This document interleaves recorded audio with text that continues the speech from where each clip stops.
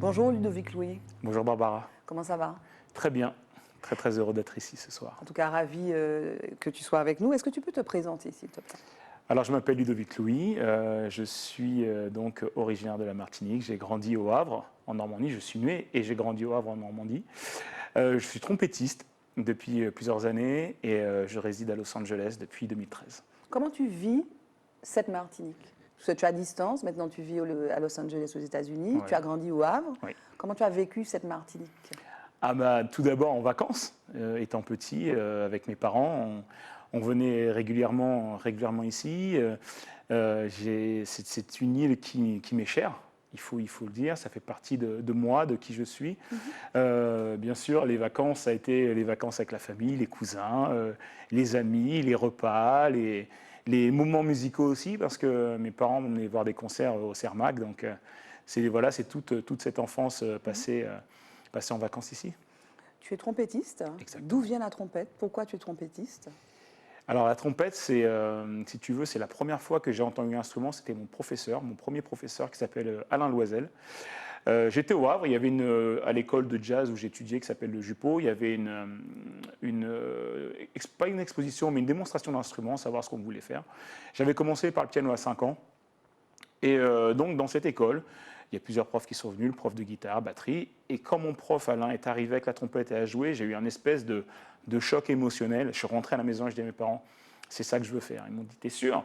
Ah, c'est sûr, c'est ça que je veux faire. Et donc j'ai commencé la trompette comme ça à l'âge de 8 ans. Mais tu as commencé la musique tôt parce que ton père, il est musicien. Alors mon père est pianiste amateur, donc, mais c'est un fan de musique. Il adore tout style de musique. Il nous a fait découvrir aussi à ma sœur et moi, ma sœur qui a fait un peu de percu, de piano, nous a fait découvrir les différents styles musicaux qu'il aimait, que ce soit du jazz, de la musique antillaise, de la musique aussi américaine. Et voilà, je me rappelle des souvenirs où il y a un piano droit à la maison chez mes parents, où je suis en pyjama bleu, c'est un détail important. Je dois avoir quoi, 2-3 ans, et je tapote sur le piano, et c'est mes premiers émois de musicien, on va dire. Et alors, le premier souvenir, enfin, ou le souvenir que tu gardes à l'esprit du premier morceau, donc il y avait ce prof effectivement de trompette, mais le premier morceau qui a fait tilt, le morceau qui t'a ému, le morceau pour lequel tu as dit que je veux apprendre ça, c'est quoi ce morceau? Alors, c'est pas un morceau, c'est un concert. Un concert de Miles Davis en 1991 à la Villette. Et il joue. Alors, Tu étais là? Non, alors c'est un concert que j'ai vu à la télé. Alors, on va remettre un peu les choses dans le contexte. Miles Davis décède en 91. Moi, qui viens juste de faire la trompette depuis 2-3 ans, ça me touche au plus haut point. C'est quand même un moment important parce que c'est une personne que je ne connais pas personnellement. C'est une personne que je voyais à la télé. C'est une personne dont j'entends les albums. Et le fait que cette personne décède, moi, me touche en tant qu'enfant. Et je me rappelle de son concert à la Villette où il joue Human Nature avec Kenny Garrett. Et ce qui m'a touché, c'est pas le solo de trompette de Miles, c'est le fait que le solo de Kenny Garrett, son micro ne fonctionne pas. Et Miles vient avec lui, il lui donne sa trompette avec son micro et lui dit « Man, play, this is your night ». Joue, mec, ce soir, c'est ta soirée. Et là, Kenny Garrett fait un solo d'anthologie pour moi. C'est la première sensation musicale que j'ai, c'est ce morceau de Miles Davis à la Villette en 91. C'est le plus grand trompettiste? Oui. Miles? Pour moi, c'est le plus grand. Pourquoi? Qu'est-ce qui fait d'ailleurs un grand trompettiste ou un grand musicien? Pour moi, ce qui fait de lui mon plus grand trompettiste, je mettrais, si tu veux, lui et juste derrière Roy Hargrove. Miles Davis, pour moi, pourquoi c'est le plus grand? Il a créé des courants musicaux. Il s'est sans cesse réinventé pour pouvoir créer de la musique nouvelle. Et pour moi, c'est le premier jazzman qui a été considéré comme une rockstar. À un niveau tel que dans sa bio, j'ai lu des choses comme quoi il habite à Harlem et la première Ferrari blanche, c'est quand même lui qui l'avait. Il avait une mauvaise réputation. Oui, il donnait le dos au public, il avait un côté un petit peu. Il avait une réputation de bad boys, mais c'est Monsieur Miles Davis et voilà et aussi il a reconnu aussi le groupe Kassav. Oui. Quand il parlait dans ses interviews, il parle aussi de Kassav. C'est quand même important pour nous Antillais que voilà, la musique de Kassav était reconnue par ce monsieur-là quand même. Comment tu caractérises ton jeu? Toi, Instinctif. Ouais. Je suis instinctif, je ne me pose pas de questions. J'essaye de prendre les énergies et quand j'improvise, bah, j'essaye de redonner les énergies que je ressens. Bien sûr, j'ai eu beaucoup d'influence. Miles a été pour moi l'une des plus fortes. Il y a aussi Roy Hargrove, voilà, c'est Monsieur Roy Hargrove aussi, avec son côté New Soul qui m'a beaucoup touché. Et voilà, ce sont un peu mes deux références. Et j'imagine que tu as beaucoup travaillé. Aujourd'hui, tu évolues. Donc, tu habites aux États-Unis Oui. depuis 2013. Tu travailles avec Lenny Kravitz. Oui. Tu travailles aussi, moi, je t'ai découvert dans Begin Jazz Collective. Oui. Mais bon, tu es venu. Tu me parlais aussi du fait que tu étais venu dans Musique au Pays. Oui, avec que Tony Chasseur. Tony Chasseur t'avait fait venir. Voilà. Une... Et aujourd'hui, donc, c'est vrai que, en fait, tu es comme présent à l'international, comme on dit. Oui. Ta vie est ailleurs. Ailleurs, non, mais elle est un peu partout, on va dire. On va dire autant aux États-Unis qu'en métropole et aussi maintenant ici, où par exemple, j'ai eu la chance de me produire avec Jean-Philippe Fanfan et son album Since 1966. Oui, bah, j'essaye d'aller là où la musique me mène et les rencontres me mènent. Tu as l'impression de représenter un peu la Martinique quand tu fais ça? Oui, entièrement même.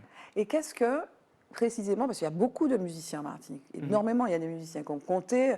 Vous reprenez par exemple dans Begin Jazz Collective des morceaux de Stélio, des morceaux de Marius Cultier, me semble, de Mona. Oui. Qu'est-ce que vous avez, ou qu'est-ce que les musiciens antillais et martiniquais ont que les autres n'ont pas, qui pourrait plaire par exemple à un Lenny Kravitz? Qu'est-ce que l'on a je pense que ça, ce serait plutôt à d'autres personnes de le dire plutôt que moi.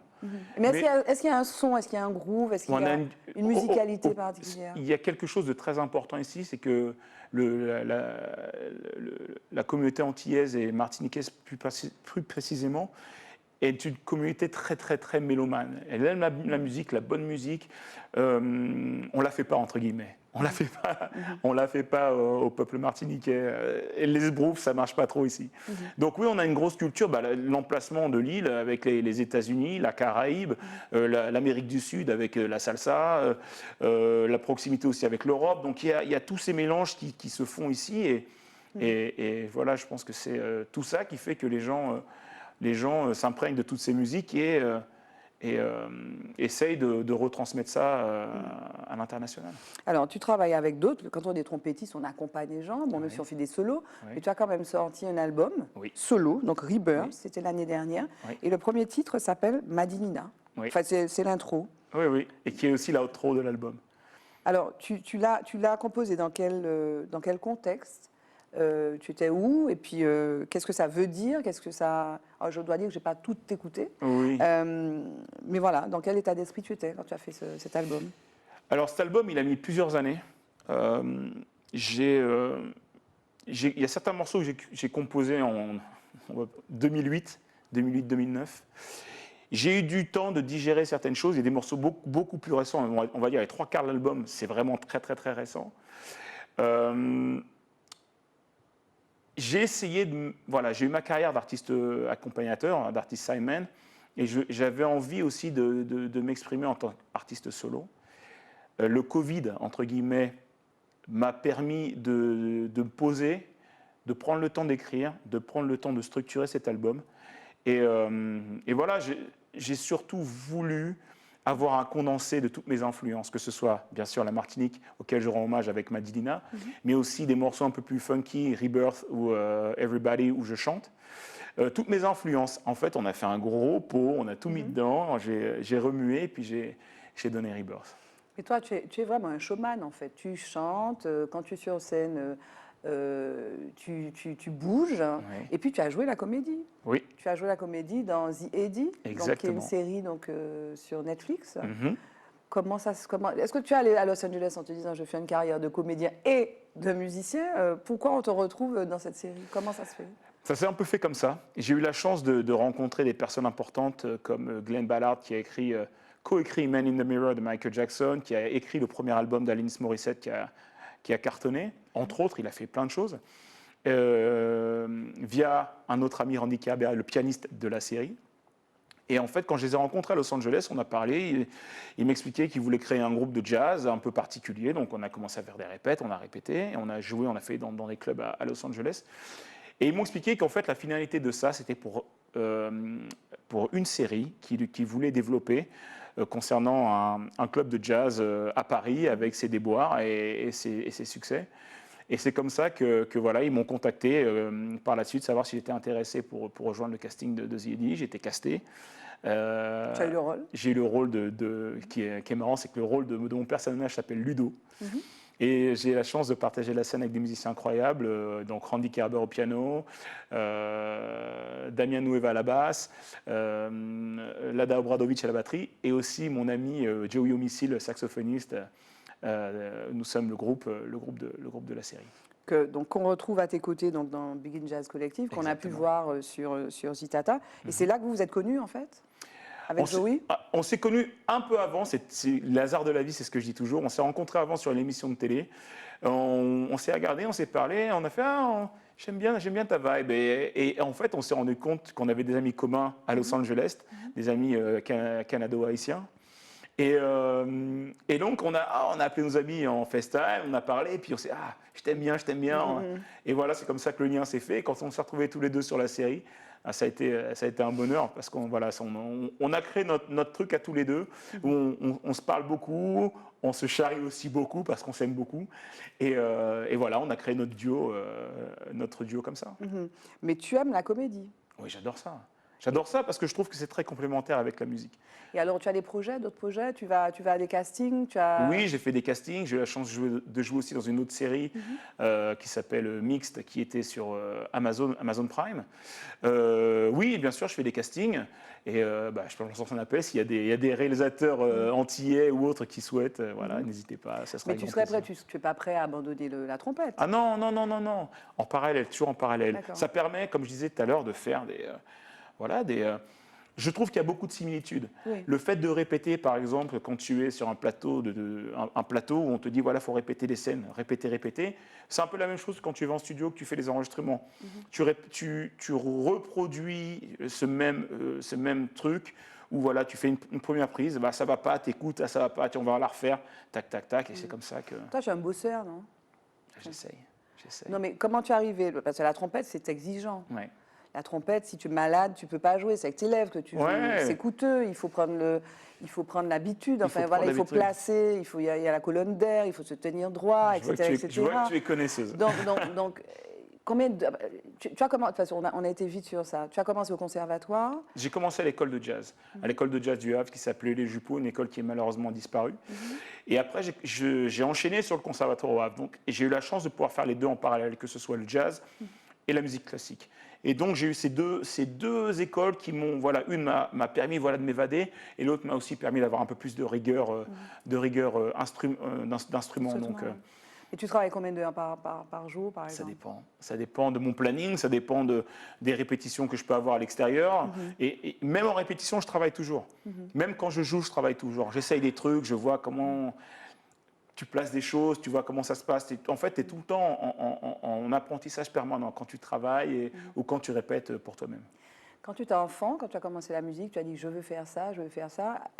Il y a un moment où tu as perçu que tu en ferais ton métier? Je ne me suis pas trop posé de questions. C'est venu? J'ai laissé les choses faire. Et ton rêve, c'était quoi? Tu t'es dit « je veux faire ça, je veux faire quoi? Je veux aller à Los Angeles, Si tu veux, je me suis toujours mis des barrières. Pas des barrières. Je me suis dit « c'est possible ». C'est possible. Et c'est pour ça que j'essaie de transmettre ça aussi quand on me pose des questions, que ce soit des enfants ou voilà comment. Voilà, on va éventuellement faire un petit résumé très rapide. Oui. J'étais au Havre, je dis un jour j'aimerais arriver à la capitale. Je suis arrivé à la capitale. J'aimerais un jour jouer avec un artiste français connu. Ça m'est arrivé avec M. Florent Pagny. J'aimerais un jour jouer avec un artiste international. Ça arrivait avec M. Lenny Kravitz. J'aimerais un jour jouer dans le pays de mes idoles qui est les États-Unis. Et je suis parti aux États-Unis. Donc je ne me suis jamais trop mis de barrière.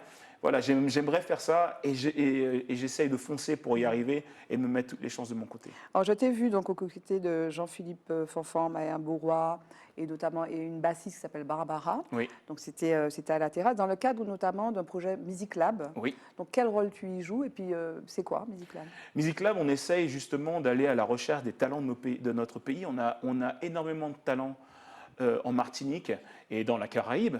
Et justement, on va là-bas pour montrer, aller chercher les talents que l'on a chez nous, leur montrer que c'est possible de faire de la musique et d'aller chercher nos pépites chez nous, parce que, encore une fois, je le dis et j'insiste bien là-dessus, on a énormément de talent chez nous. Et ils vont jouer avec Ils vont jouer avec des musiciens expérimentés. Et pour nous, c'est un partage, et pour eux, c'est une expérience. Donc, c'est donnant-donnant, et c'est vraiment chouette. Et je remercie exactement Sarita Fanfan, Jean-Philippe Fanfan, toutes les personnes de Music Lab qui font que ce truc existe, et c'est très, très, très important. La suite pour toi, c'est quoi? Tu nous as parlé de tes rêves, Florent Pagny, Lenny Kravitz, les États-Unis. Next, c'est quoi? Next, j'aimerais jouer au pays. J'ai hâte, c'est important pour moi. C'est important pour moi de me produire ici, parce que voilà, c'est mes racines. J'ai grandi avec cette culture. Je suis fier d'être martiniquais, même si je suis né au Havre, mais je suis fier d'être martiniquais. J'ai envie de pouvoir me produire ici, et encore une fois, donc jouer au pays, continuer ma carrière d'artiste solo, peut-être un deuxième album aussi en préparation, continuer aussi à faire des séries, des films et des choses comme ça, et continuer ma carrière artistique, et aussi transmettre aux jeunes générations via Music Lab. Donc ce sont les objectifs que j'ai pour la suite. Mais ce n'était pas le mot de la fin. Le mot de la fin, ce serait quoi? Le mot de la fin, on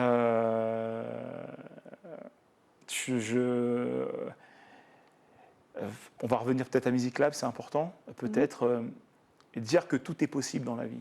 Il ne faut pas se mettre de barrières. Des fois, c'est difficile. Des fois, on peut se dire que oui, non, pourquoi pas moi? On peut y arriver. On peut y arriver. Il y a le champ des possibles, tout est possible. Il ne faut pas se mettre de barrières. C'est beau de rêver, et c'est beau de croire en ses rêves. Les Américains disent « the sky is the limit ». Sky is the limit. Merci Ludovic Louis. Merci Barbara.